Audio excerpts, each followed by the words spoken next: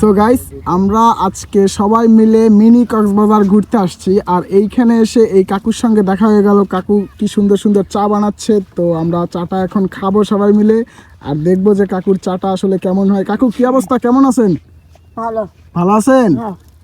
আচ্ছা। So guys, ফার্স্টে আমাদের তুহিন ভাই পেয়ে গেল রং চা, আর এবার পাবে মুমতাহিন। মুমতাহিন, তোমার অনুভূতি কেমন ভাই? সেই।